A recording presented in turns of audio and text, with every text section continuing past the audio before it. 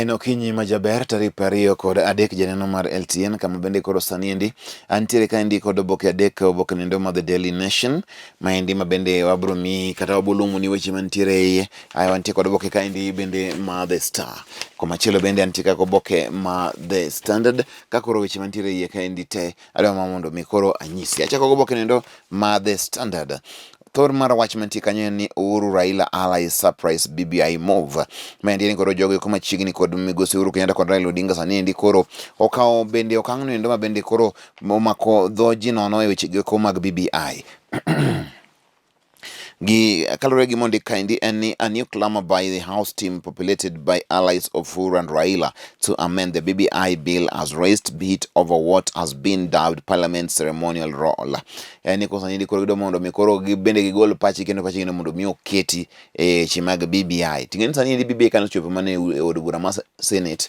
En gino endo ma koro onge giminyalo timie kadhe kaka entiere no. Kata kamano endo nitie weche masani koro dhi nyime kanyo mapiyo piyo mang'eny. Why Ruto's removal flopped? My wache mantiere yomi okoro nywe Jubilee okothicho oko migosi William Ruto. President Uhuru Kenyatta's men have put on hold the push to fire his deputy from the leadership of the ruling party in what confirms reports of a split in opinion among top officials. Vice Chair David Murathe cited the need to stand in solidarity with Tanzanians ruling CCM as they mourn the death of President John Pombe Magufuli. Koro maendi ni kore wach makoro ne Murathe gene wacho ni koro ne pod giyogo Magufuli koro miyo kane githicho oko William Ruto. Magufuli ibro yike e jumani. Koso yik Magufuli jumani obano ka koro bende koro gebo thicho juma manyien nikech mane gima koro giwacho. Nye nitiere ndere ni Ruto idhi thicho oko kod bende dondo od bura ma Jubilee. Ai koro bang'e koro Murathe wacho ni nine war ywak kocha to uywago jirani. Koro wacho ni koro ok nyal loso gigu nikech jirani otho. Mano endo kata kamano gin weche manitiere mag siasa. Wach machielo mantiere kanyo ni hundreds of girls give birth on examination day. En ni koro nyithindo manyiri mang'eny ahinya nyonyuolo mna nyoro sama gitime penj no endo. Maendi nyiso ni koro e kinde ma koro nyagi nitiere e gweng' e ot nikech weche ma COVID-19 mang'eny kuom ginyoga yego ikomo mondo ma ok owinjore. Mano en gima ok ber ahinya. Kaendi nitiere nyadendi Lona Irungu maendi mancha kinde ma osekadho ne en jafwambo kod NTV. Sani endi koro ne ong'ielo orengo. Tiyo gi NTV tiyo gi KTN. Weche mag COVID. Enena COVID. Oboke mar ariyo lose wacho ni mar penj wacho ni more labor pain cases on exam day. Mane wacho mantie much mang'eny nyokecho moloyo kata kaka nyitimo penj. Mane endo kuonde ma nyitime penj. Lona Irungu mane kaka wach nitiere ne COVID odhi kode seche mabe kone nitie koda ka moko mabende gin tuoche mamoko. Wach matek ahinya kendo en kuyo malich. Mutai Kagwe koro wacho ni koro gin gisetimo gimoro amora ma ginyalo kaka piny owacho. Koro modong' en wacho gi jo counties. Mane gimolero kae. CS shifts blame as COVID positivity rate now hits 22%. Maendi e okang' mani malo mogik e piny Kenya kaendi e weche mag COVID. COVID pok ochopo ga kanye piny Kenya kae. Sani koro wacho ni koro kwana tamalo mag jogo te matimo nonro mag COVID-19 nitiere kode.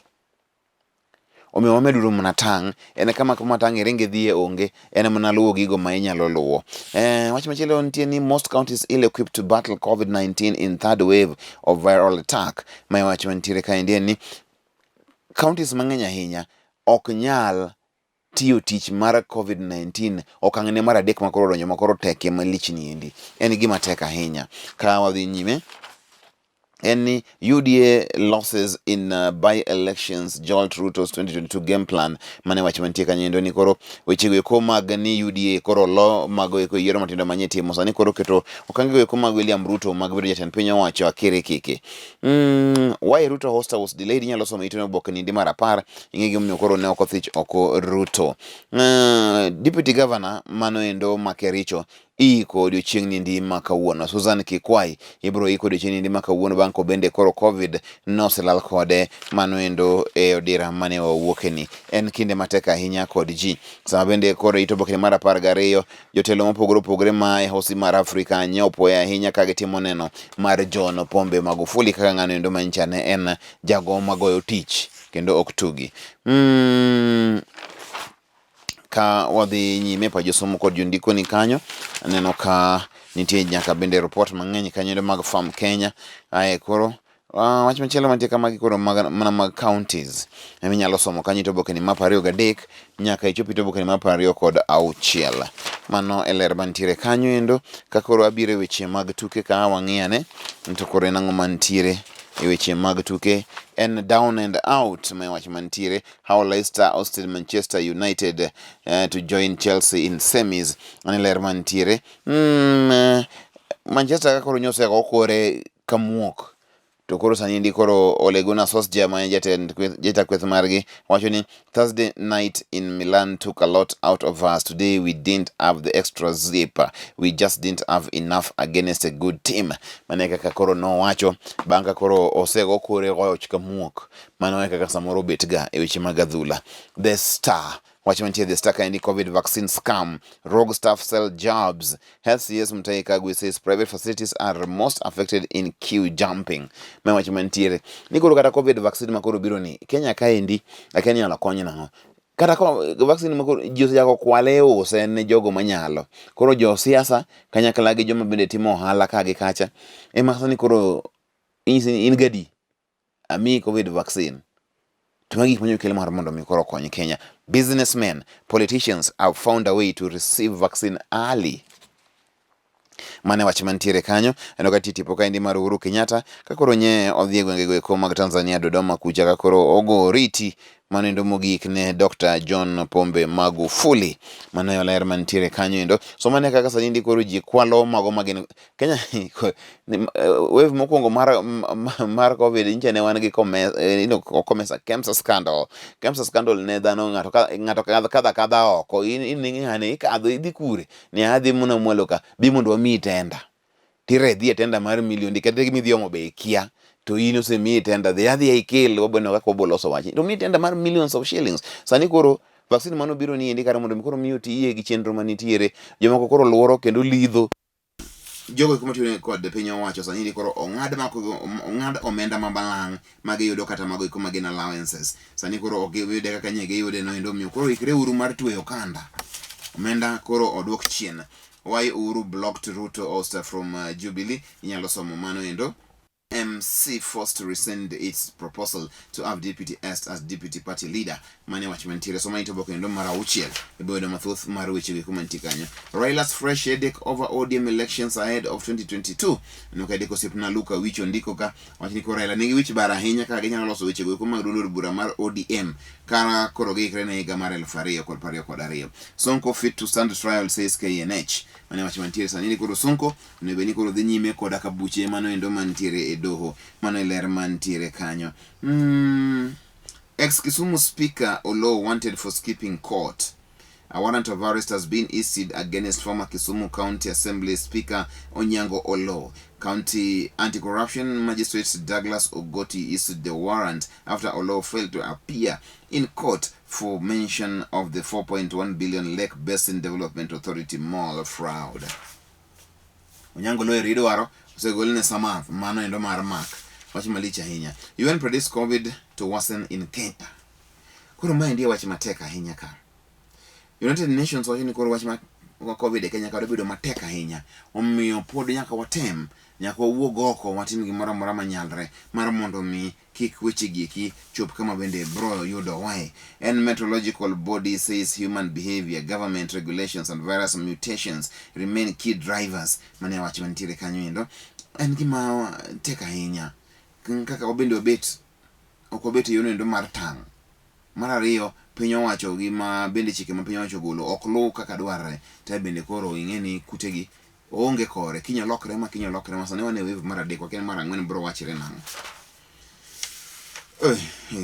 KDF trains Kanjo to fight terror violent extremism. Sani koro ing'eni koro askache mag Kanjo ing'eni askache mag Alensi ma sani ndiyo joga ni Kanjo sani koro ipuonjo gi kod KDF kaka nyalo gore kod weche go eko mag maundu.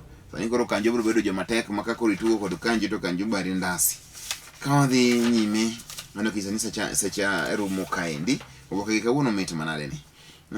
Wach mantie kaendi en Ibrahimovic makes history as AC Milan age Fiorentina.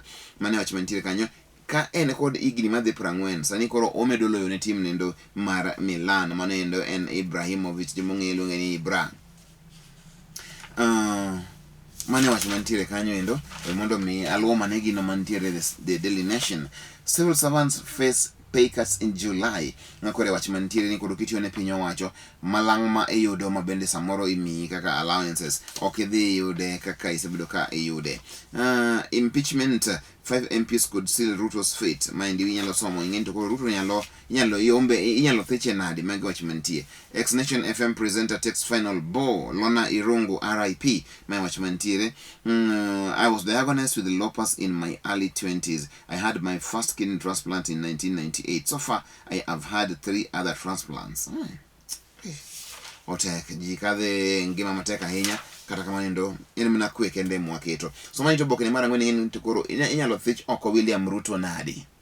Mano ende gimondi kanyo endo. With 121 MPs loyal to Tanga, the pro-impeachment team could have to love 5 legislators to tilt the balance. Mane wach mantiere kanyo endo ni wach ni koro Ruto ni gimadhi magoeko 121 mabende chung kode.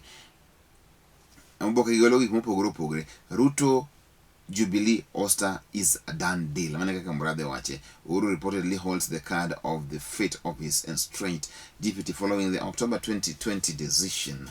Mane wachi mantire kanyo endo yalo injo. Munya bendira thich oko kaka majority leader nige chochi nikoro oke ngano endo matiyo kaka onchane oganda neni gigeno ni onyalo tiyo negi. Mach malicha henya. Magufuli pressed for stand on foreign aid. Mane wach mantiere Magufuli nyopo ahinya kaka nodagi ni en hola mabende ng'eny gobe oko kawo kendo en gima jo Tanzania nyalo chung' giwegi matim tijegi.